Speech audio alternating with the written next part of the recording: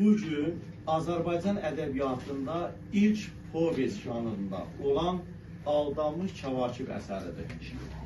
Yəni, bugün keçəcəyimiz əsər ədəbiyyatımızda ilk povest olan Aldanmış Kəvakib əsəridir. 1857-ci ildə yazılıb, ilk yadda saxlayaq, 1857-ci ildə yazılıb. Və Azərbaycan ədəbiyyatında ilk povesti bizim ədəbiyyatda, söhbət bizdən gedir. Bilirsiniz ki, povest əslində rus sözüdür. Yəni, bizə rus ədəbiyyatından belə deyək də keçir, rus sözüdür.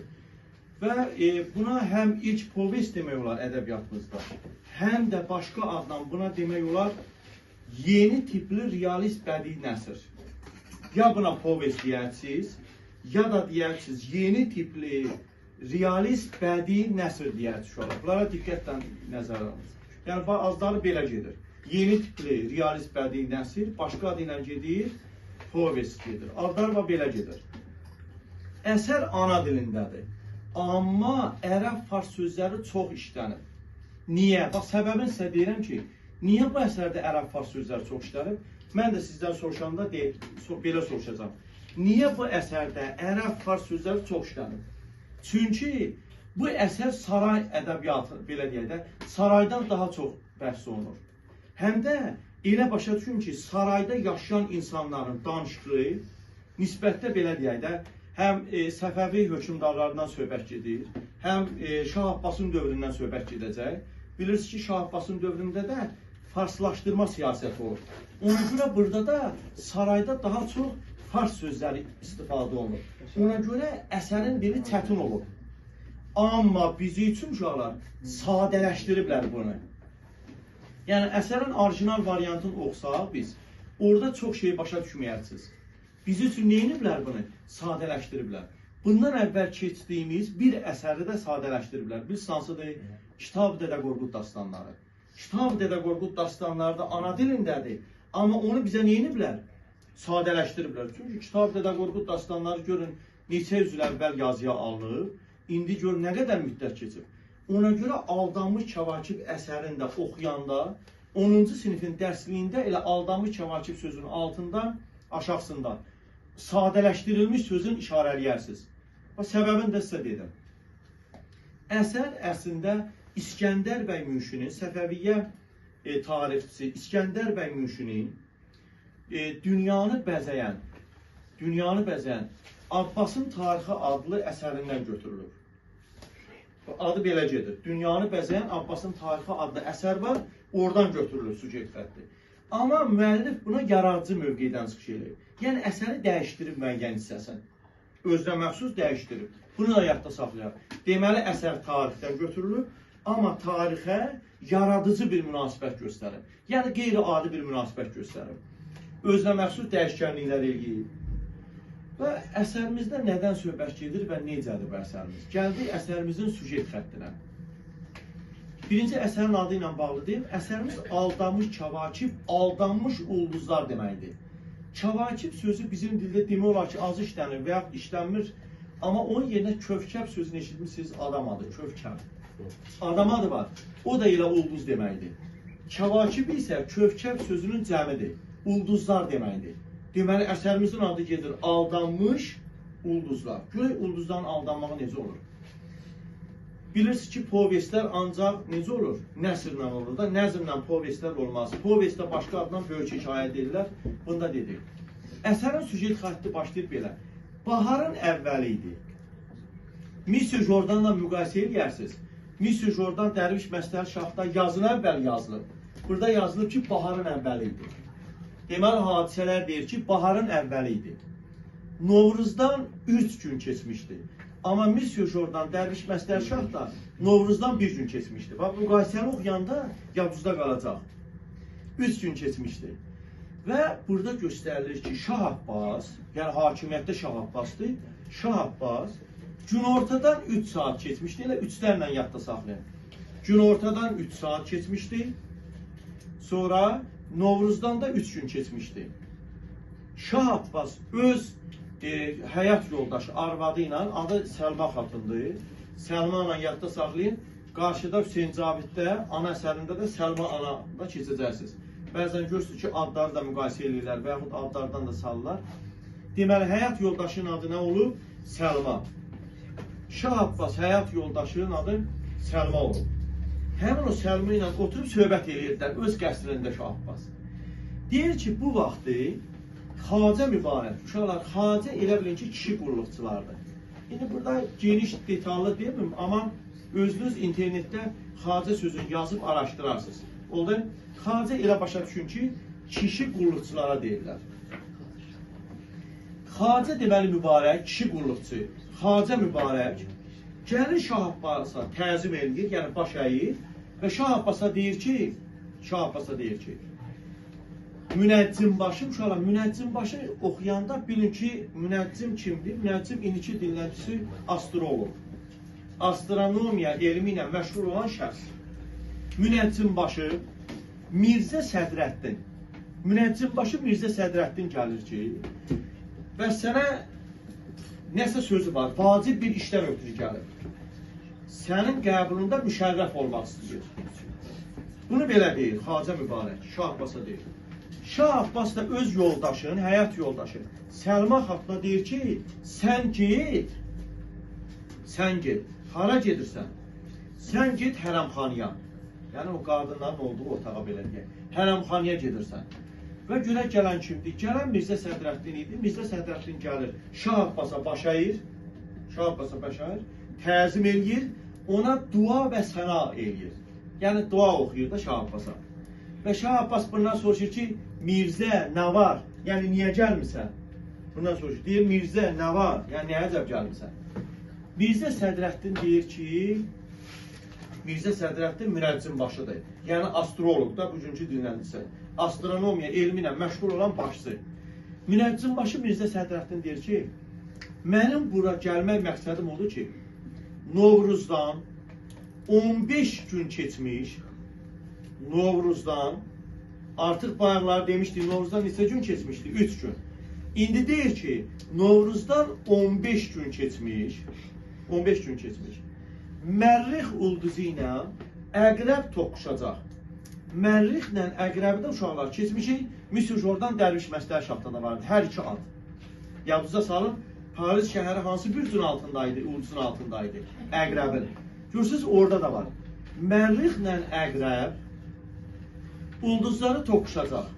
Bu ulduzlar toqquşacaq. Və bu ulduzların toqquşmasından şərqdə, yəni şərq ölkələrində, xüsusilə İranda, kim ki səltənətin başçısıdırsa, yəni Şah Abbasda, yəni səltənətin başçısı kimdirsə, ona xəstəlik, sədəmə deyirlər. Yəni bir bəla, müsibət toxunacaq. Mən də gəldim ki, bu xəbəri öncədən deyim, Mirzə Sədrəddin deyir ha.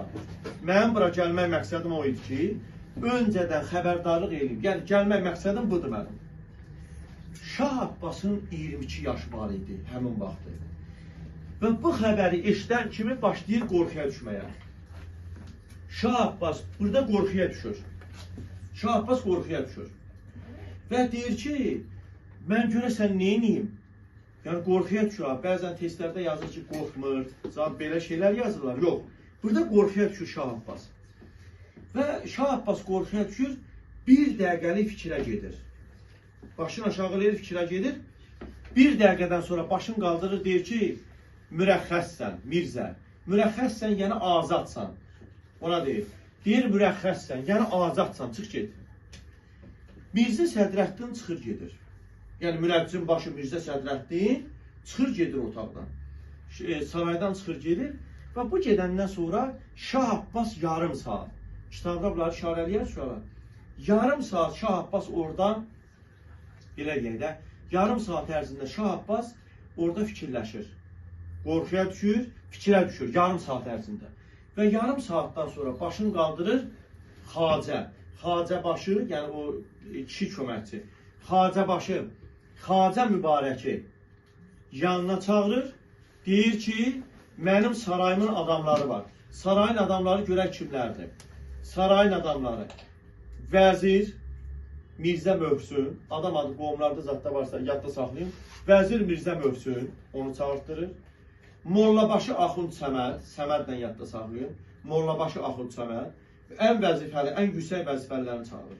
Sonra Sərdar Zamanxan, Sərdar Zamanxan, Sərdar yəni qoşun başçısı, Sərdar Zamanxan. Bu üç, dördüncüsü də uşaqlar kitabda yazıb Müstövfi. Müstövfi Maliyyə Naziri deməkdir. Dördüncü də çağırır Maliyyə Naziri, Müstövfini. Maliyyə Naziri Müstövfini də çağırır. Bu dörd nəfəri çağırır ki, sarayının ən yüksək rütbəli şəxsləri bunlar olur. Bunları çağırır. Biraz sonra bunlar gəlir, dördü də gəlir. Dördü də gəlir, Şah Abbas bunlara deyir ki, aya, sizin bu hadisələri bunlara danışır. Danışır ki, Mirzə Sədrəddin gəldi. Mənə dedi ki, Mərrixlə Əqrəb toqquşacaq və İran şahı, səltənətin başçısı kimdirsə, ona bir bəla müsibət baş verəcək. Bunları danışır. Deyir, aya deyir, sizin rəyiniz nədir? Mənə bir dənə tədbir tökün. Ən yüksək rütbəlilər sizsiniz, hə? Niyə-niyətsiz? Mənə bir dənə tədbir tökün. Uşaqlar, bu tədbirləri xüsusi əzbərləmək lazımdır. Birinci vəzir danışır da, ən yüksək rütbəli burada vəzirdir. Vəzir danışır. Vəzir deyir ki, sizin atanızın dövründə, bilirsiniz də, Şah Abbasın atasının dövrü, yəni Məhəmməd Xudabəndə söhbət gedir. Sizin deyir, atanızın dövründə bəzi adamlar ağılları kəmağıl olduğuna görə, ağılları az olduğuna görə, vəzirliyi yerinə yetirə bilmədiklərinə görə Şah sarayının xəzinəsi boşalmışdı. Sarayın xəzinəsi boşalır. Mən deyir, öz öhdəmə götürdüm. Vəzir deyir, vəzirin adı yadda saxlayın, adam adlarını yadda saxlayın. Vəzir Mirzə Möhsün. Adam adlarını yadda saxlayın. Vəzir Mirzə Möhsün. Deyir, mən deyir, öz öhdəmə götürdüm, görək neynəmişəm. Vəzir xəzinəni doldurub, görək hansı yolla doldurub. Vəzir xəzinəni iki yolla doldurub. Baxa, birincisi odur ki, Vəzir Mirzə Möhsün deyir ki, birincisi odur ki, ilk əvvəl odur ki, mən neynədim?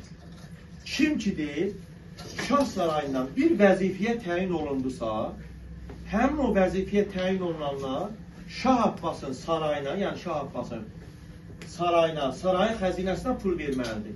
Yəni rüşvət verməlidir. Deməli, kim vəzifəyə gedirsə, bunları yadda saxlayaq. Kim vəzifəyə gedirsə, vəzifəyə gedənlər neynəməlidir? Onlar mütləq xəzinəyə peşkəş verməlidir, yəni rüşvət verməlidirlər. Bu birinci məsələ. İkinci məsələ, Vəzir Mirzə Möhsün deyir, İkinci məsələ odur ki, deyir, kimin ki evinə, Şah Abbas, Şah, kimin evinə, hansı əmirin, yəni vəzifəlinin evinə getsə, həmin adam Şaha pul verməlidir. Məsələn, Şah bu günləri kiminsə evinə gedirsə, qonaq. Həmin adam Şaha pul verməlidir ki, məni gəldi, şərəfləndirdi də hökümdar. Hamının evinə getmir, mənim evimə gəlir. Və ayağının altına da qumaş parçalar salır. Ayağının altında qumaş parçalar salır. Deməli, Vəzir Mirzə Möhsün iki yolla xəzinəni doldurub. Amma bilirsiniz ki, bu xəzinəni iki yolla doldurmaq dırnaqarası yoldur. Bu dürüstlük yolu ilə deyildi. Haqq ədalət yolu ilə deyildi. Təkrar eləyəcəm əzbərləyərsiz. Vəzir iki yolla xəzinəni doldurub və bunu özünə qürur sayır. Öyünür buna. Bir, kimi ki vəzifəyə təyin ediblərsə, onlardan pul alır bir. İkincisi, Şah kimin, hansı əmrin, əmir dedikləri, yəni hansı vəzifəlinin evinə gedirsə, ona Şaha pul verməlidir. Özünə ayaqlarının altına qumaş parça salmalıdır. Və vəzir deyir ki, mən bunlardan deyir, bu vəzirlik işlərindən, yəni bilirəm, özün öyür. Amma deyir, mən ulduzların toqquşmağından acizəm. Yəni, çarəsini bilmirəm də mən. Vəzirdən keçdi. Keçdi ikinciyə. İkinci ordu başqanı Hərbiyə Naziri. Hərbiyə Naziri Sərdar Zamanxandır. Hərbiyə Naziri Sərdar Zamanxan gəlir, yəni orada olur. Deyir ki, mənim deyir, saqqalımın tükləri, məhz deyir, bu dövlətə xidmət eləmək, sədaqətli xidmət eləməkdə ağartmışam, özün tərifləyir. Məsələn, 10 il bundan öncə, kitabda da oxuyanda işarə eləyərsiniz, 10 il bundan öncə Osmanlı tayfasının başçısı Bəkir Paşa Dəmirçioğlu. Elə Dəmirçioğlu'nu Koroğlu'da da vardı, oradan yadda saxlaya bilərsiniz. Kim dedi? Osmanlı tayfasının başçısı Bəkir Paşa Dəmirçioğlu Təbrizə hücum eləyəcəkdi, Azərbaycana hücum eləyəcəkdi. Görün deyir, mən neyləmişəm deyir. Sərdar Zamanxan ordu başqanıdır. Deyir ki, mən deyir, Azərbaycan şəhərində, Təbrizdə bütün əkin sahələrini hamısını məhv eləmişik. Bir, nə qədər heyvan sürüsü varsa hamısını qovub gətirmişik. Şəhəri boşaldıblar da, kəndi boşaldıblar. İki, üçüncüsü deyir, nə qədər yollar, körpülər varsa hamısını dağıtmışıq. Öz yerlərini dağıdıblar. Osmanlı qoşunu da deyir, 70 minə yaxın idi. Amma bizim ordumuz deyir, onların ordusundan kəm deyildi. Kəm az deməkdir. Az deyildi deyir.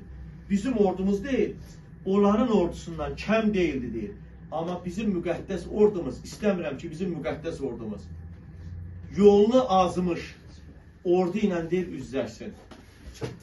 Əslində bilirsiniz ki Osmanlılar da yəni İslamı qəbul edən İslam dinində idilər. Səfəvlərin özü də İslam dinində idilər. Amma Sərdar Zamanxanın deməyinə baxın. Sərdar Zamanxan deyir ki, biz deyir mömin, müqəddəs olan tayfa doğru yoldan yolunu azmış tayfa ilə deyir, istəmirəm yəni döyüş aparsın. Baxın ha söhbətə. Yəni burada vəziyyətin necə olduğunu göstərir bizdə. Sonra deyir ki, biz bu yolları hamısını dağıtdıq. Deyir, həmin o Bəkir Paşa Dəmirçioğlu Təbrizə daxil oldu. Təbrizə daxil oldu, gördü ki, yollar dağılıdır. 3 gün Təbrizdə qaldı. Gördü ki, Təbrizdə nə yiyəcək var, nə içəcək var. Nə bir dənə öküz var, nə bir dənə qoyun var, kitab cümləsindən desək. Nə bir dənə taxıl var, heç nə yoxdur. Və özü də deyir, 3 gün Təbrizdə qalıb, susuz Təbrizi tərk elədi. Sonradan Şah dedi kim deyir? Məhəmməd Xudabəndən deyir. Şah Abbasın atası üçün, atasının haqqında deyir. Deyir, Şah deyir, sonradan bu fikri bəyəndi ki, nə yaxşı yolları zadı dağıtmışıq bunu. Körpüləri sındırmışıq, dağıtmışıq. Nə yaxşı eləmişik bunları. Ondan sonra deyir, heç də deyir, düzəltmədilər. Düzəltmədilər ki, deyir, birdən deyir, nə vaxtsa da kimsə deyir, hücum eləyər. Şəhərə hücum eləyər Təbrizə. Ona görə düzəltməyər. Bu kəndləri düzəltməyə, bərpa eləməyə ehtiyac yoxdur. Amma deyir, mən deyir, belə sərdarlığı qəbul eləyirəm. Yəni orduda, yəni belə başqanlığı qəbul eləyirəm. Amma mənim ulduzların toqquşmağından çarə tapa bilmirəm. Birincisi acizəm demişdi, ikincisi çarə tapa bilmirəm demişdi. Bunu da dedi. Və birdən bunu bir məsələni də deyim, buradan testlərdə düşə bilər, onu xüsusi deyim. Bizə düşə bilər ki, Bəkir Paşa Dəmirçioğlu Təbrizdə toplarla girmişdi, xeyr. Yollar dağınıq olduğuna görə toplarla girə bilməmişdi. Ancaq piyada bir də süvari, yəni atlılarla girmişdi. Təbrizin kəndlərində. Bunu da yadda saxlayın. Sonradan, bu da deyir ki, mən çarə tapa bilmirəm. Sarayda 3-cü adam danışır. Sarayda 3-cü adam, yəni vəzifələrə görə müstövfidir. Müstövfi Maliyyə Naziridir. Maliyyə Naziri deyir ki, sizə məlumdur ki, Maliyyə Naziri, müstövfi. Sizə məlumdur ki, deyir, orduda iştirak edənlərin, hərbi qulluqçuların, bir də ki, orta vəzifəlilərin, orta mənsəb, kitabda mənsəb yazıb, vəzifəli. Mənsəb sahiblərin maaşı şahın fərmanına, bir də ki, mənim imzamla verilir. Maaşlar, şahın fərmanı, bir də ki, mənim imzamla verilir maaşlar. Amma deyir, görün mən nə demişəm. Bayaqları vəzir demişdi, axı, xəzinə boşalmışdı. Xəzinənin boşalmağını kim demişdi? Vəzir demişdi. Deyir, vəzir necə ki, vəzir demişdi, xəzinə boşalmışdı deyir. Mən neyləmişəm? Görün, özün nədə tərifləyir? Buna dırnaqarası tərif deyirlər. Buna deyirlər satira. Tipi öz dilindən tənqid etmə. Nə deyirlər? Tipi öz dilindən tənqid etmə. Deməli, burada da satira var. Gülüşün növlərindən satira var. Özlərin pisliyirləri əslində burada. Tənqid edirlər özlərini. Əslində tərifləyirlər, amma özlərin satirik qəhrəman kimi göstərirlər. Görün necə? Müstövfi deyir ki, mən vilayətin vilayətin, yəni orada iştirak edən vilayət, yəni bölgə, yer, ölkə mənasında. Şahın fərmanı və mənim imzamla xəbər göndərdim ki, insanların məvacibi, yəni maaşı kəsilməsin, hamıya maaş verilsin. Amma sonradan bir dənə də ondan əvvəl, bir dənə də məktub göndərmişəm ki, vilayətin hakimlərinə. Mənim ikinci bir əmrimə, tapşırığıma görə məktubuma gəlməsə, heç kəsə məvacib verməsinlər. Heç kəsə pul verməsinlər. Deməli, buna bir dənə fikir verin, bunu aydınlaşdırar. Maliyyə Naziri vilayətin hakimlərinə birinci deyir ki, xəbər göndərir ki, hamının pulunu verin. Amma ondan əvvəl də məktub göndərir ki, heç kəsə pul vermir. İndi buradan cəmaət nə fikirləşər? Məsələn, mən orduda iştirak edirəmsə, orta mənsəb, orta vəzifə sahibiyəmsə, fikirləşəcəm ki, şah sağ olsun, Maliyyə Naziri sağ olsun. Maliyyə Naziri fərman verib ki, maaşları verilsin. Amma maaşları verməyən kimlərdir? Maaşları verməyən yağın ki, vilayət hakimləridir. Yəni, heç kəs şahlıqdan narazı olmasın, yerli yerdən, rayondan, rayon başçısından belə deyək, vilayətin hakimindən narazı ola bilər. Və bununla deyir, həmin o orduda iştirak edənlər və hərbi qulluqçular, orada iştirak edənlər və orta mənsəb sahibləri məvacib almadılar, maaş almadılar. Niyə bəs danışmadılar, soruşa bilər ki, niyə danışmasınlar? Çünki deyir, İranda ucuzluğu idi, həm də sülh idi, asayiş idi. Ona görə heç kəs narazılıq eləmədi. Mən deyir, bu işdə yaxşıyam, amma ulduzların toqquşmağına, tədbirinə ağlım çatmır deyir. Birinci, Vəzir Mirzə Möhsün demişdi ki, acizəm. İkincisi, Sərdar Zamanxan demişdi ki, çarə tapa bilmirəm. Üçüncüsü də deyir ki, ağlım çatmır deyir. Üstümü deyir, ağlım çatmır. Və təbii ki, bu məsələlərdən şah qorxuya düşər təbii ki. Şah qorxuya düşər, daha da qorxar. Çünki 22 yaş vardı Şah Abbasın. Və dördüncüsü danışan Axund Səmənd olur. Axund Səmənd Mollabaşıdır. Mollabaşı deyir ki, şahın qorxuya düşməyindən mənim ürəyim tavadakı balıq kimi büryan olur, çırpınır. Əslində deyir, şah sağ olsun, qiblə-i aləm sağ olsun. Mirzə Sədrəddin, münəccim başı deyir, bizdən deyir, tədbiri daha yaxşı bilir. Çağır o məlunu, kimi? Məlunu. Şu an kitablarda məlun sözünü görsəz, bir neçə dəfə işlənir. Məlun lənətə gəlmiş deməkdir. Çağır deyir, o lənətə gəlmişi məlunu deyir. Çağır deyir, o tədbir töksün. Sənə xəyanət eləyib, deyir o. Mirzə Sədrəddin ulduzların toqquşacağı xəbərini verən münəccim başı idi. Sənə xəyanət eləyib o deyir. Şaha deyir, sənə xəyanət eləyib. Necə ola bilər ki, deyir, sənə desin, ulduzların toqquşmağını desin. Amma sənə tədbir tökməsin, deyir. Elə şey ola bilərmi ki, deyir, sənə zəhəri versin, amma zəhəri məhv eləyən, qarşısını alan, dərmanı verməsin. Çağır o deyir, məlunu. Əgər tədbir tökməsə, o itin boynundur. Yəni onun boynu var. Niyə deyə bilərsiniz ki, Şah Abbasa bu təklifi görən Molla Axund Səməd niyə belə eləsin? Çünki molla ilə, mollalarla da belə deyək əslində, münəccimlərin arasında həmişə konflikt olub. Konflikt olub. Və burada da münəccimlə, münəccim başı Mirzə Sədrəddinlə Axund Səməd arasında ədavət var idi, dava var idi. Bunlar arasında bir dava var idi, ədavət var idi bunlar arasında. Ona görə belə eləyirlər. Dava var idi. Kimdən kim arasında? Axund Səmədlə, molla ilə münəccim başı, yəni astrolog, münəccim başı, Mirzə Sədrəddin arasında ədavət var. Ona görə belə dedi.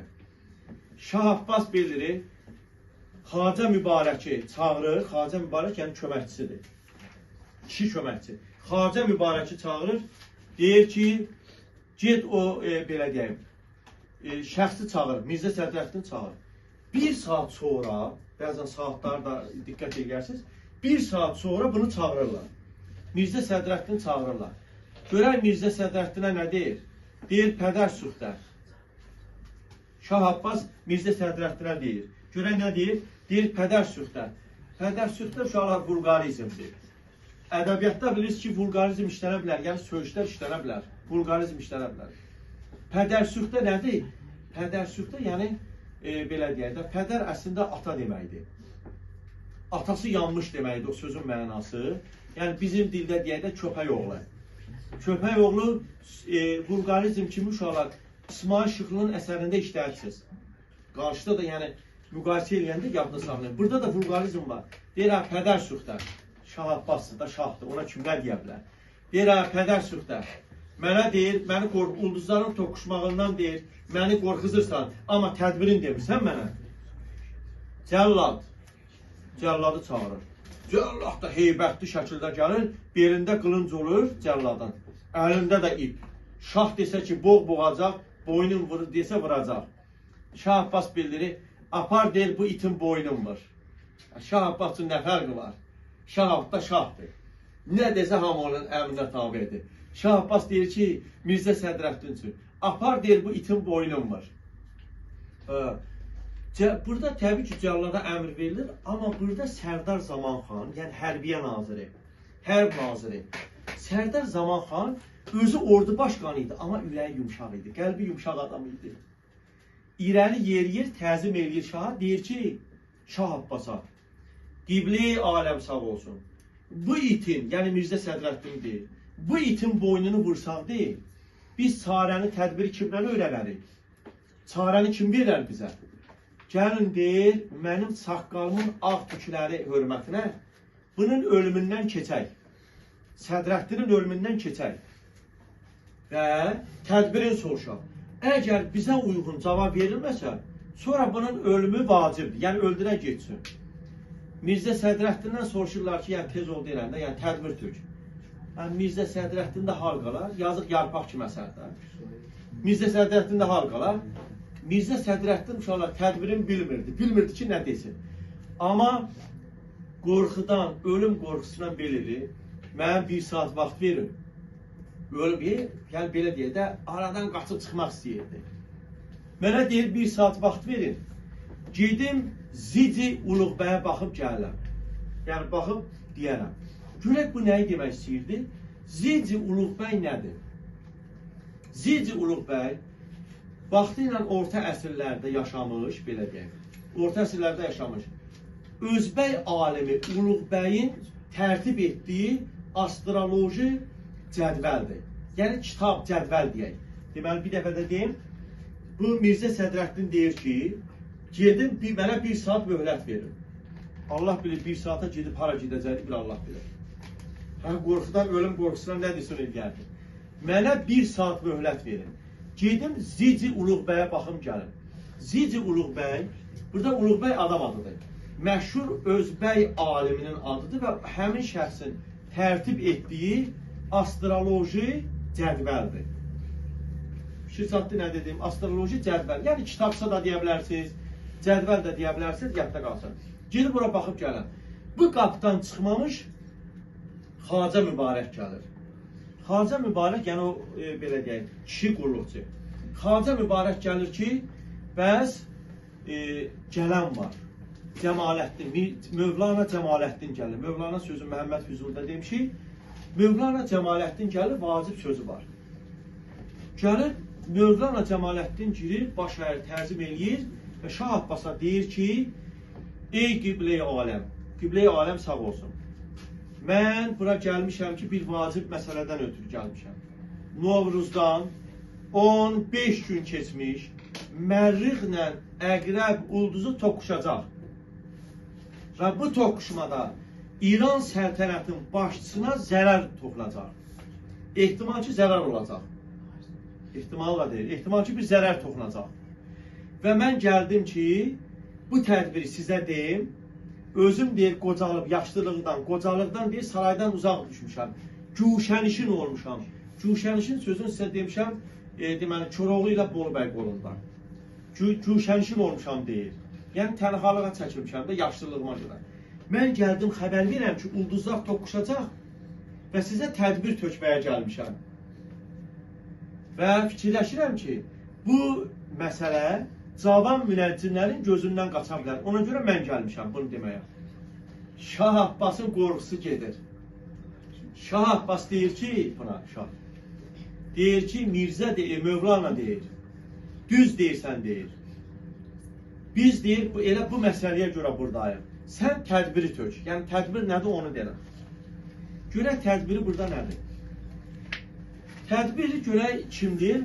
Tədbiri deyən Mövlana Cəmaləddin olur. Ulduzların toqquşmağın 2 nəfər deyir. Mirzə Sədrəddin. Amma həm ulduzların toqquşmağın, həm də tədbiri tökən Cəmaləddin olur. Mövlana Cəmaləddin. Cəmaləddin deyir ki, nə eləməlisən Şah Abbasa deyir. Birincisi, Novruzdan 15 gün keçənə qədər öz taxtını tərk etməlisən. Olmalısan fəqir füqaradan biri, yəni cəmaatdan biri olmalısan. Öz taxtını tərk eləməlisən. Və öz taxtını verməlisən elə bir adama ki, ölümə layiq bir adama verməlisən. Və bunu da xalqa deməməlisən. Xalqdan heç kəs bilməməlidir. Sonra öz həyat yoldaşlarını, şahidlər uşaqlar, bunu artıq demişik, həyat yoldaşları orada hərəm gedir.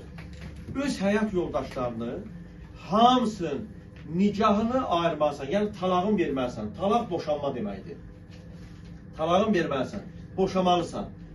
Olmalısan adi insan, yəni Şah Abbas yox, Abbas Məhəmmədoğlu olmalısan. Və qadınlara deməlisən ki, kim ki qadınlardan, həyat yoldaşlarından boşanandan sonra kim səni adi Şah Abbas yox, Abbas Məhəmmədoğlu kimi qəbul edirsə, sənlə getsin. Yəni təzədən nikah bağlansın. Yox, qəbul eləmirsə, onu azad eləməlisən qadını. Və bunu deyir, bütün orada məclisdə iştirak edənlər hamısı afərin deyirlər. Kimə? Mövlana Cəmaləddinə. Çünki ağıllı bir şey demişdi bunlara. Mövlana Cəmaləddinə afərin deyirlər. Və burada Mirzə Sədrəddin də bayaqdan yazığı ölürdü. O Zici Uluqbəyə getmək istəyən var idi. Deyirdi, 1 saat möhlət verir. Onun da qorxusu gedir. Şah Abbasın da qorxusu gedir. Üzün tutur Şah Abbas Mollabaşı Axund Səmədə. Deyir ki, şəriətin hökmünə görə Qəzvində ölümə layiq olan kim varsa denən. Aha, burada Axund, belə deyək də, Mollabaşı Axund Səməd özü bilərəkdən, özünə uyğun adamların adını çəkir. Yəni, kimdən xoşu gəlmirsə, onu təbii ki, deyəcək. Deyir ki, Qiblə-i aləm sağ olsun. Qəzvin şəhərində bir nəfər peyda olub. Bir nəfər peyda olub. Bilmirəm, harda təhsil alıb, necə təhsil alıb deyir, kimdir deyir. Öz ətrafına müridləri cəm eləyib. Müridləri cəm eləyib. Və səhərdən axşama qədər özünün dükanında adı Yusif Sərracdır. Uşaqlar, burada Sərrac peşəsini bildirir.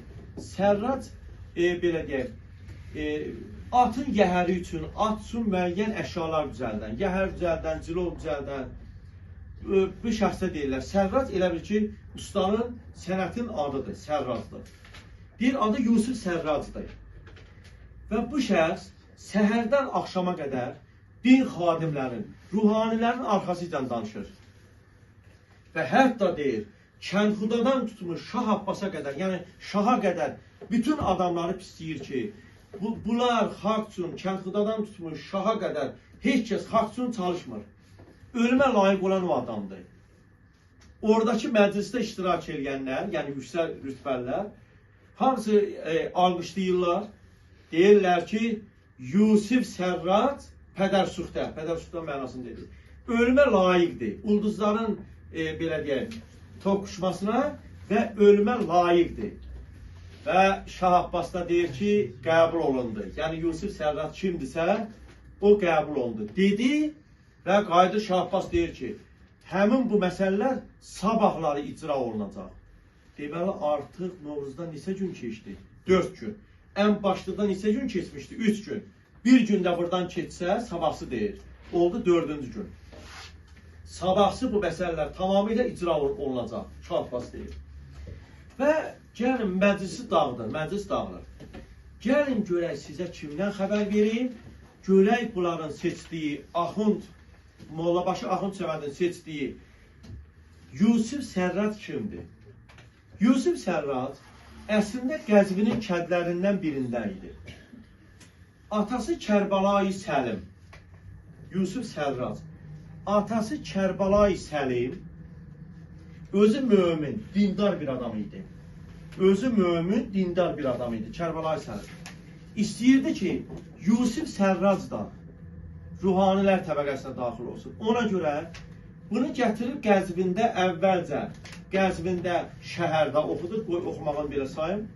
Şəhərdə, Qəzvin şəhərindən oxumağa göndərir bir. Qəzvindən sonra bir müddət, yetkinlik yaşına çatandan sonra İsfahana gedir. 2. İsfahanda görür ki, ruhanilərin böyük əksəriyyəti yalancıdır. Qəlbliyin görür, qəlb saxtadır. Bunların saxtalığını görür. Bu oldu 2.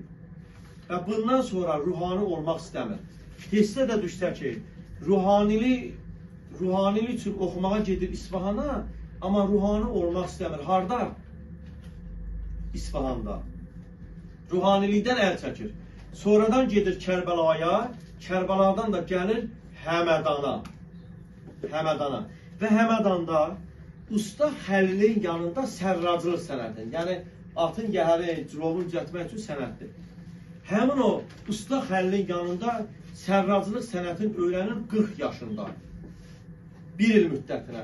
41 yaşında təzədən qayıdır Qəzvin şəhərinə. Deməli, arıcılıqla sayaq.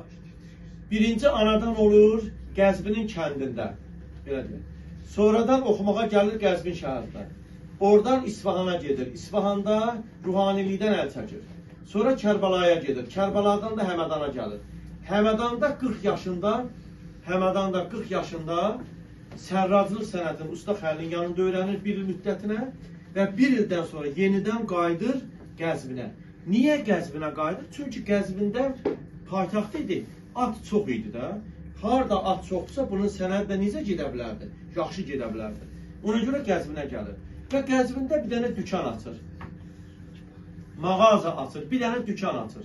Və həmin o dükanda başlayır öz işi ilə məşğul olmaq. Və özü, Yusif Sərrac özü təmiz, saf adam idi. Xeyirxah adam idi. Saf və xeyirxah adam olduğuna ona görə bəzi dindar adamların, şahın və ondan aşağı təbəqədə olan kəndxudaların və digərlərin mənfi əməllərini görürdü, ürəyi dözmürdü və danışırdı. Dili onun bəlası oldu. Deməli, dili bunun bəlası oldu. Saf adam idi, dözmürdü, pislikləri görüb dözə bilmirdi. Ona görə bu şeylərdən dili bunun bəlası olur. Və artıq sabahsı gün gəlib, Şah Abbas növbəti artıq Novruzdan 4-cü gün keçir. 4-cü gün. Şah Abbas ətrafında bütün o vəzifələri, mənsəb sahiblərin ətrafından yığır, kəndxudadan tutmuş vəzirə qədər hamısını yığıb ətrafına, şah sarayına. Və özü də başında qızıl tacı, belində də qızıldan olan qılıncı. Əynində də belə deyək də paltarı, şahlıq paltarı. Hamının qarşısına çıxır. Cəmaata deyir ki, cəmaat, neçə vaxtdır ki, artıq 7 ildir ki, hökümdarlıq eləyirəm. Bayaq demişdi, neçə yaşı var idi? 22. Deməli, kitabımıza görə Şah Abbas 15 yaşından hakimiyyətdədir və hal-hazırda 22 yaş var və 7 ildir hakimiyyətdədir. Mən sizin hər birinizdən, bunun özünün yalanına baxın, mən sizin hər birinizdən ayrı-ayrılıqda deyil, sizə deyil, belə deyək də, görüşmüşəm, ayrı-ayrılıqda şəfqət göstərmişəm, diqqət göstərmişəm, kitab cümləsi deyirsən, diqqət göstərmişəm hər birinizə ayrı-ayrılıqda. Bu qədər adama Şah Abbası ayrı-ayrılıqda diqqət göstərsə, belə diqqət olar. Hər birinizə ayrı-ayrılıqda diqqət göstərmişəm. Mən sizdən razıyam. Mən sizdən deyib, xoşnudam, razıyam. Mən sizdən razıyam. Amma sizə deyə bilmədiyim bəzi səbəblərdən, bir para səbəblərdən deyə bilmədiyim deyil. Mən şahlıqdan gedirəm və öz yerimə, özümdən daha layiq, münasib bir şəxsi qoyub gedirəm. İndi özü gedir şahlıqdan belirir. Vay o kəsin halına ki deyir, məndən sonra gələn şaha deyir, təzim eləməyəsiniz. Gedirsən, neysən şahlıqdan.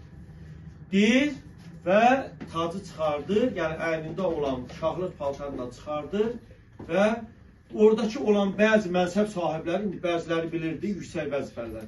Bəzi mənsəb sahiblər çaşbaş qalırlar ki, bu Şah Abbas niyə getsin? Axı səbəbini də demədi getməyin. Səbəbini də demədi axı Şah Abbas niyə gedir?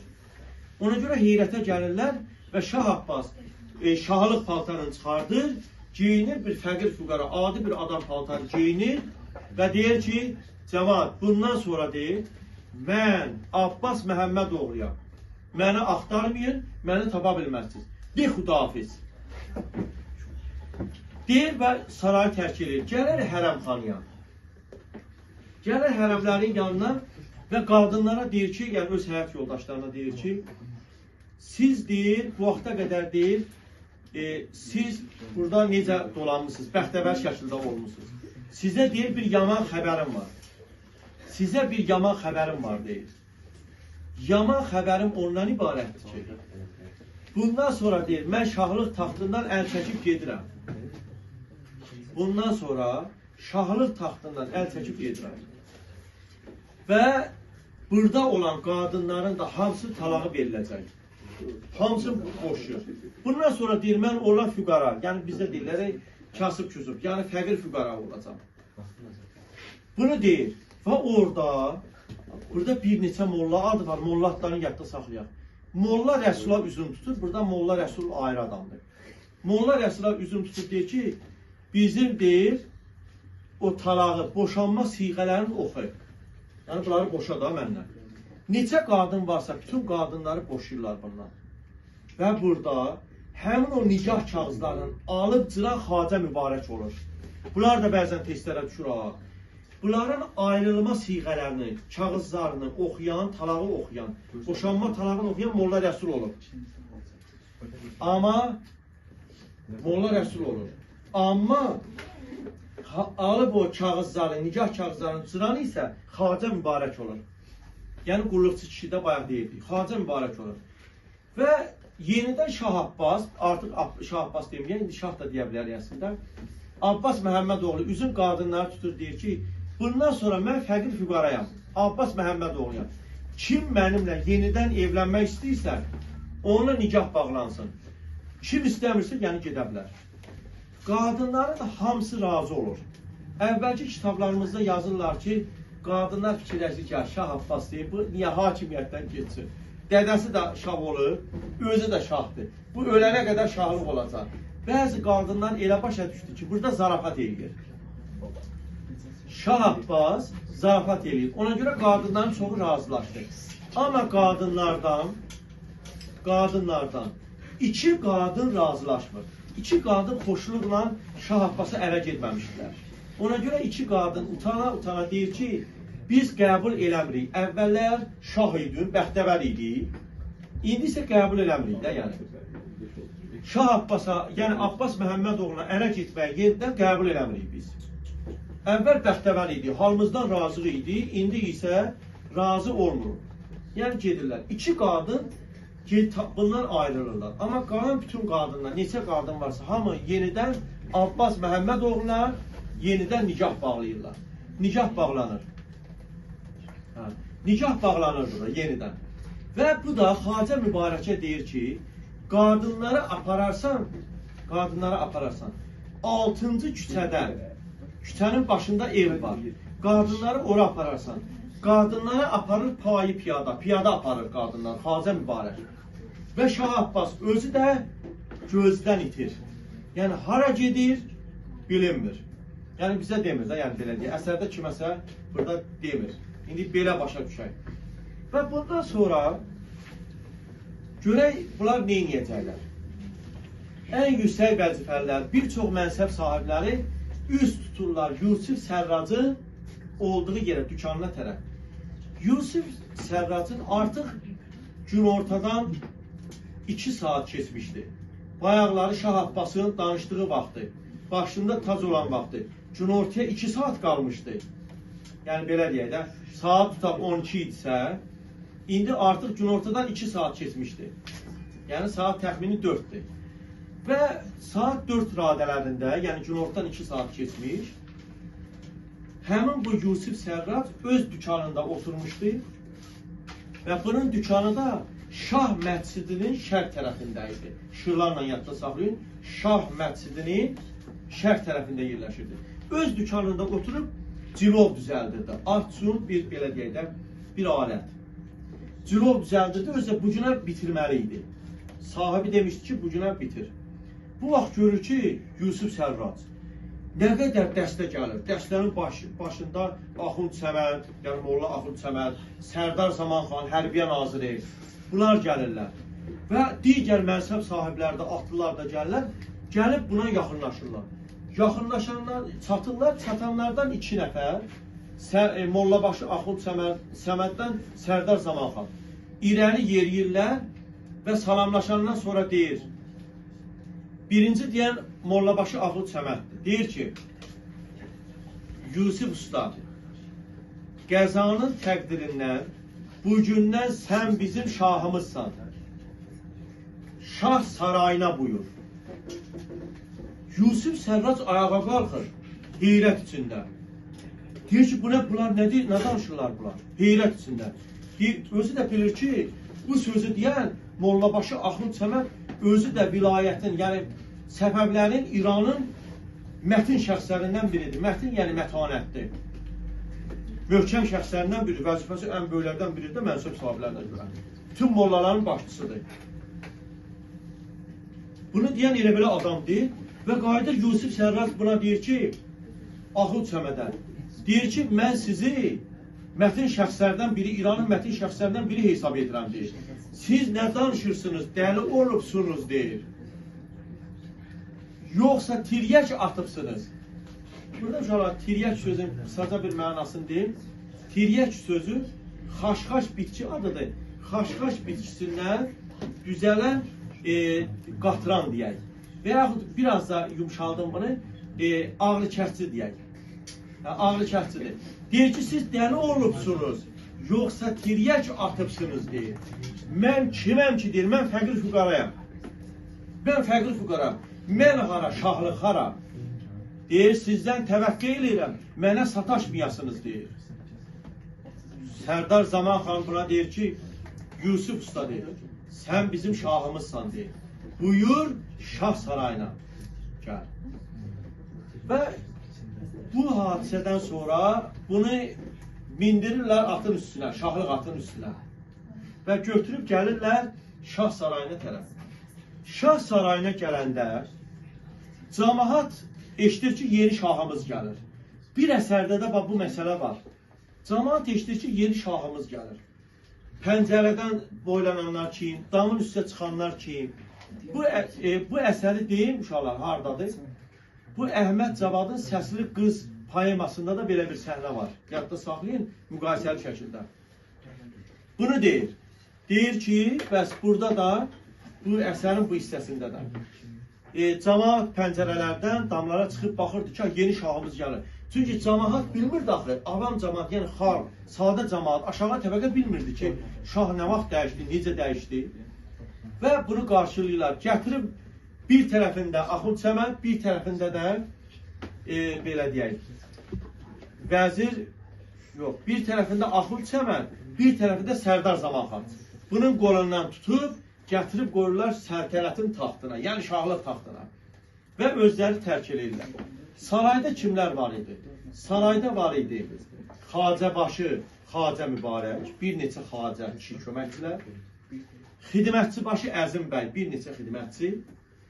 Bunlar sarayda idilər, yəni qulluğundaydılar, yeni şah gəlir. Yusif Şah, artıq Yusif Şah deyə bilərik. Yusif Şah taxta çıxan kimi Xacə Mübarəkə deyir ki, ey deyir Xacə Mübarək, sən Allah deyir, sən sarayda həmişə Şah Abbasın sarayında olan adamsan, otağında olan adamsan. Bir mənə de görək, sən Allah nə baş verib, bu nə xəbərdir, yəni məni niyə şah elan ediblər? Burada Xacə Mübarək saf adam idi, özü sadiq adam idi. Bir haşiyə çıxar, uşaqlar mən həmişə sual verir ki, burada bu Xacə Mübarək saf adam idisə, sadiq adam idisə, niyə Şah Abbasın olan hadisələri buna dedi? Şöyle Xacə Mübarəki əslində öyrətmişdilər nəyə? Xacə Mübarəki öyrətmişdilər Yəni uşaqlığından öyrətmişlər. Kim ki şah olacaqsa ona sadiq olacaqdır. Şah adama yox ha, şahlığa sadiq adam idi. Kim şahçı ona sadiqdir də. Xacə Mübarək sadiq adam idi. Nə baş vermişsə, ulduzların toqquşma xəbərini kimə xəbər verir? Yusif Şaha. Yusif Şah bilir ki, ulduzlar toqquşub eləməyəcək. Yəni ulduzlar toqquşar, amma bunu insana zərər verə bilməz. Bu səhv söhbətdir. Ona görə Yusif Şah ulduzların qorxusunu bilmir, yəni bilir ki, qorxu yoxdur və başlayır şahlıqların icraatına.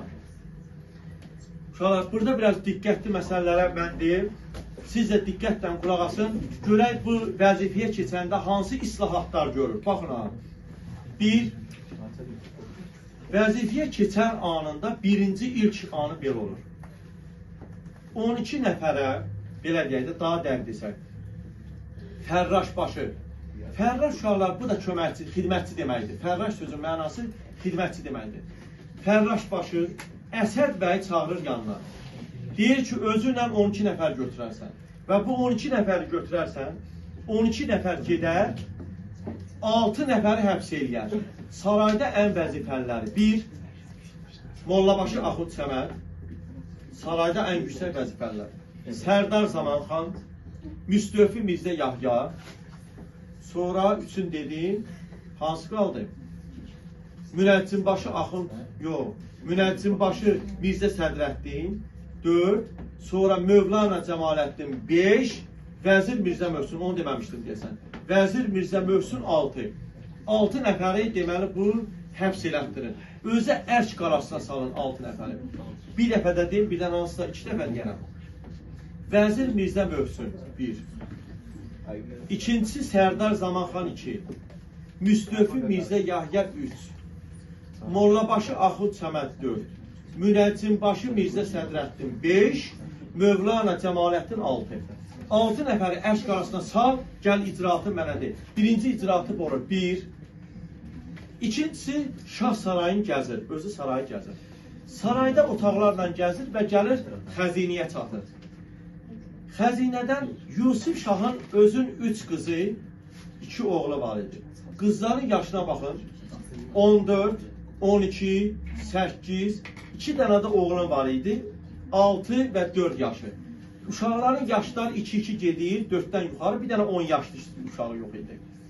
Yəni bunun 5 uşağı vardı, 3'ü qız, 2'si oğlan. Qızlarına həm paltar göndərir Şahlıq sarayından, həm sırğa, boyun bağı, üzük göndərir. Yəni qızıl əşyalar göndərir. Arvadına isə yalnız paltar göndərir. Və oğlanlarda heç nə göndərmir və deyir ki, sabahları oğlanlarım neynəsin? Mənim yanıma gəlsin, göndərin mənim yanıma gəlsin. Yəni həyat yoldaşıma da deyirəm ki, məndən narahat olmasın. Və bunu deyir, oğlanlarına heç bir hədiyyə zat göndərmir. Oğlanlarına heç bir hədiyyə zat göndərmir. Və bunu Xacə Mübarəkə deyir.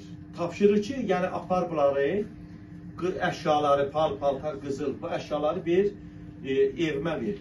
Evi də harada yerləşir? Evi də uşaqlar yadda saxlayın. Burada olan, paytaxtda olan Qəzvin şəhərində 2-ci küçədə yerləşir. Yoxsa 2-də deyildi. Qəzvində 2-ci küçədə yerləşir. Deyir, ev aparıb ora verərsən.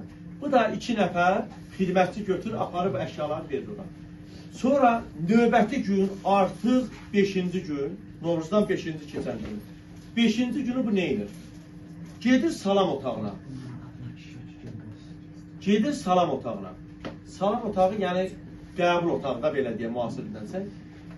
Burada vəzifədən çıxardığı bəzi adamlar var idi. Onların yerinə öz etibar elədikləri adamları qoyur. Baxaq. Axund Səmədin yerinə Molla Ramazanı qoyur. Yadda saxlayın, ədəbiyyatımızda yeganə mollalardan biridir ki, Molla Ramazan müsbət surətdir.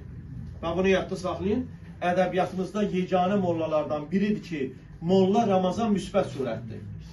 Axund Səmədin yerinə Molla Ramazanı qoyur 1. Vəzir Mirzə Möhsünün yerinə, vəzir də tutmuşlar, həbs eləmişdi. Vəzir Mirzə Möhsünün yerinə kimi orada qoyur Vəzir Mirzə Möhsünün yerinə? Vəzir Mirzə Möhsünün yerinə Sərdar Zaman xanın yerinə Qurbanı qoyur. Sərdar Zaman xanın yerinə Qurban bəyi qoyur. 2. Üçüncü, Maliyyə Nazirini Müstəfi Mirzə Yahyanın yerinə Mirzə Zəkini qoyur. 3. Dördüncüsü isə vəzirin yerinə isə Mirzə Cəlili qoyur. Xanlıq ləqəbi ilə Mirzə Cəlili, yəni öz dostu Mirzə Cəlili ora qoyur. 4 dənə. Adlarını uşaqla qarışdırmayın ha. Bunları dedim, adlarına diqqətlə baxarsınız. Bunları vəzifəyə təyin edir. Vəzifəyə təyin edəndən sonra, baxın, islahatları çalışacağım, bunlar da islahat sayılır. Yenə də ardıcıllıqla deməyə çalışacağım ki, baxarsınız. Yaddan çıxsa videoya girib baxarsınız və yaxud ardıcıllığa belə baxarsınız. Neynir bu adam? Növbəti günü artıq bunları vəzifəyə təyin edəndən sonra baxaq görək neynədir. Vilayətlərə xəbər göndərdi ki, heç kəs Mollabaşının qərarı olmadan, kimdənsə cərimə eləməsinlər, vilayətdə kimisə cərimə eləməsinlər, kimisə incitməsinlər, qulağın, burnun, sonra gözlərin çıxartmasınlar, qulaqdır, burnun da heç kəsin kəsməsinlər.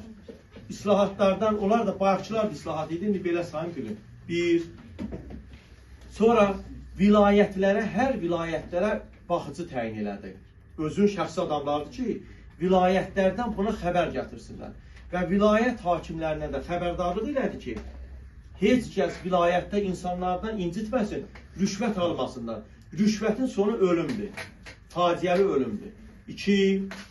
Üçüncü, vergi miqdarı yarı-bayarı azaldıldı. Vergini azaltdı. Yarı-bayarı vergini azaltdı. 3. Dördüncüsü, xümüslə imam malı vergilərini ləğv elətdirdi. Xümüslə imam malı vergisini ləğv elətdirdi. 4. Münəccim başlıq vəzifəsini tamamilə ləğv elətdirdi. Münəccim başlıq vəzifəsini tamamilə ləğv elətdirdi. 5. Altıncısı, yolları bərpa elətdirdi. Karvansaralar tikdirdi. Mədrəsələr açdırdı.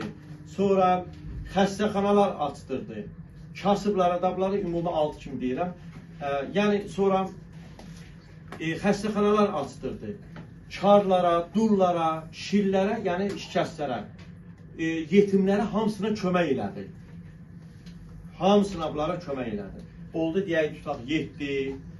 Sonra bu məhkəmə işlərini ruhanilərin əlindən aldı. Məhkəmə işlərindən doğrucul adamları qoydu ki, insanlar ruhanilərdən asılı olmasın. 8. 9-uncusu, ruhanilərin, mollaların, yəni ruhanilərin vəzifə maaşını artırdı. Bax, siz deyərsiniz ki, bəlkə azaldar, ruhanilərin vəzifə maaşını artırıb. Niyə? Çünki o dövlətdən asılı olsun. Yəni maaşdan asılı olsun və bir də cəmaatı soyub talamasın. Və dövlətdən, səltənətdən asılı olsunlar. Bu da bir xüsusiyyətdir. Növbəti xüsusiyyətlərdən biri ac insanlara, yəni orada olan ac insanlara Qəzvinin fəqir şahlıq xəzinəsindən belə deyək, buğda verdi. Şahlıqdan buğda verir. Şahlıq buğdası verir ac insanlara. Hətta Qəzvinə yol çəkdirir, yolunu bərpa elətdirir, yolları genişləndirir və ağzı açıq, quyuların ağzını örtdürür. Bu da bir islahatdır. İndi bunlar da indi hamısını xırda-xırda saymasazlar, amma əzbərin yadda saxlayın, gördüyü islahatları. Növbəti bir islahatı, bilikli adamlara deyir ki, Qəzvinə su çəkdirmək, yəni belə deyək, çəkdirmək istəyirdi. Onlarla danışıq aparır. Növbəti islahatı, deyərsiniz ki, bu vergiləri yarı-bayarı azaldıbsa, yarıya qədər azaldıbsa, bəs bu xəzinəyə necə mədaxil edib? Daxil edib. Yəni xəzinənin gəliri nədir? Xəzinənin gəlirinə baxmışlar. Xəzinənin gəliri şahzadələr, bəyzadələr, xanəndələr, hətta seydlər, ruhanilərdə ruhanilərdən, kimin ki imkanı varsa bunlardan, öz gəlirlərindən, şəhərlərdə 1/10, kəndlərdə 21 vergi alır bunlardan. Ki, məsələn, sən şahzadəsən, gəlirin, şəhərdə yaşayırsansa 1/10, kətdə yaşayırsansa 20-də 1-in xəzinəyə pul verməlisən. Bax, xəzinəni də bu cür yolla doldurur. Bu da uşaqlar islahat sayılır ha. İslahatlarından biridir bu da. Yusif Şahın. Sonra Miraxur vəzifəsi. Miraxur, yəni belə deyək də, həmin dövrdə atlara baxan şəxs, böyüyü. Miraxur yay, belə deyək də, yay aylarında padşahlıq atlarını hansısa bir yerə aparırdı və orada kənd cəmaatın yerdə olan insanları incidirdi. Miraxur vəzifəsi. Xəzinədar insanlara qəlb, saxta pul verirdi. 2. Topxana əmiri öz ordusunda olan insanlara 1 qəpik də pul vermirdi. 3. Sonra darğa insanları incidirdi. 4. Qəzvin bəylərbəyisi rüşvət alırdı. 5. 6-cı kəndxuda. Qəzvinin kəndxudası, Qəzvin şəhərini, belə deyək, Qəzvinin kəndxudası, Qəzvin şəhərini natəmiz saxlayırdı. Onların 6'sını da vəzifədən çıxardır, öz bildiği adamları oraya yerləşdirir. 6'sını da vəzifədən çıxardır və öz bildiği adamları yerləşdirir. Və uşaqlar, bunlar dediklərim görürsünüz, artıq belə deyək də, nə qədər islahat keçirdi. Özü də islahatları hamısını bir həftə ərzində keçirdir. Bir həftə ərzində keçirdir təxminən. Bayaqlar artıq 5 gün keçmişdi, indi də artıq az qalıb bitirirəm, indi də artıq bir həftə qalır. Yəni bir həftə də keçirdə üzərindən. 5 üstə gəl 7, 12. Novruzdanla neçə gün keçmiş deyirlər? 15 gün keçmiş. Deyirlər ki, Mərrixlə Əqrəb toqquşacaq. Təbii ki, ən başda 3 gün keçmişdi, o ən başı idi. Və bu gördüyü işləri, Yusif Şah bu işləri görür. Bu işləri qısa bir müddətdə, dediyim işləri hamısını qısa bir müddətdə görür. Və bunu da deyim, bir dənə islahatı yadıma düşdü. Dini vergiləri 4 nəfərə tapşırır. 4 nəfərə tapşırır ki, və həmin o dini vergiləri 4 nəfər yığacaq və fəqir füqaraya verəcək. Fəqir füqaraya verməlidir. 4 nəfərə tapşırır, bunu da yadda salır islahatlardan. Və bu bir həftə keçmişdi. Qəzvin cəmaatı arasında istər-istəməz söz-söhbət gəzirdi. Hamı onun ədalətindən, yaxşı işlərindən danışırdı Yusif Şahın. Amma bir anması var. Əvvəlcə insanlar fikirləşdilər ki, bu Yusif Şah yumşaq təbiətli adamdır.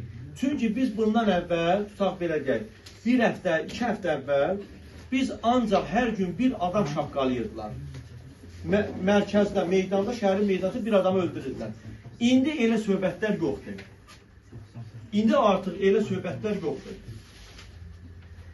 Və insanlar arasında söz-söhbət yayıldı və yaydılar ki, Yusif Şah zəif məcazdır, xarakteri zəif adamdır. Və min cür buna eyib qoşdular. Ki, yəni bu eyibli adamdır. Yəni, əvvəl yumşaq təbiətli dedilər, sonra yumşaq təbiətlidən sonra dəyişib tamamilə başqa bir xüsusiyyətlər dedilər, min cür eyib dedilər.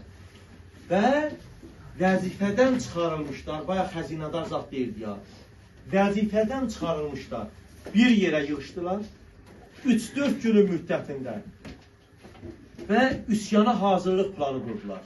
Xalqın narazılığından istifadə elədilər və qərarlaşdırdılar ki, səhər tezdəndən Şahlıq sarayının qapısına hücum eləyəcəklər.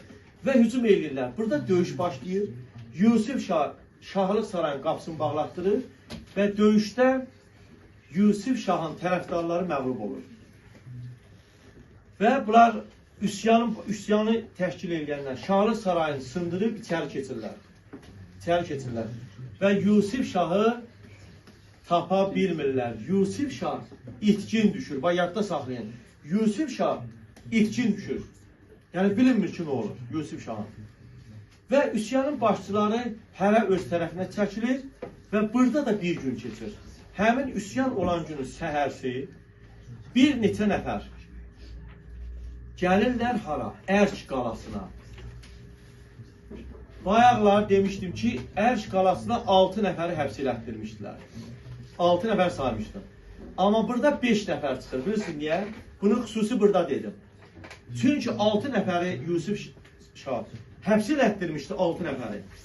Və yüksək vəzifələr. Amma burada 1 nəfər, 5 nəfər çıxır. 1 nəfər də Molla Axund Səməd ürək partlayıb ölmüşdü. Niyə? Eşitmişdi ki, onun yerinə Molla Ramazanı qoyublar. Ona görə ürəyi partlamışdı. Orada olan nəzarətçidən, həbsxana nəzarətçidən bunu eşitmişdi, ürəyi partlayıb ölmüşdü. Ona görə 5 nəfəri Ərş qalasından çıxardırlar, üsyan başçılar. Kimlər idi? Axund Səməd daha deməyəcək burada, bu getdi. Sərdar Zaman xan, Müstəfi Mirzə Yahya və yüksək vəzifəlilər. Sonra üçüncüsü olacaq Vəzir Mirzə Möhsün.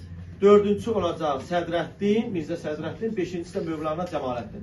5 nəfəri çıxır və bu 5 nəfər arasında bizdə kitabda verilir. Cəmaləddin soruşur ki, bu gün ayın neçəsidir? Bunlar da deyirlər, artıq Novruzdan 15 gün keçir.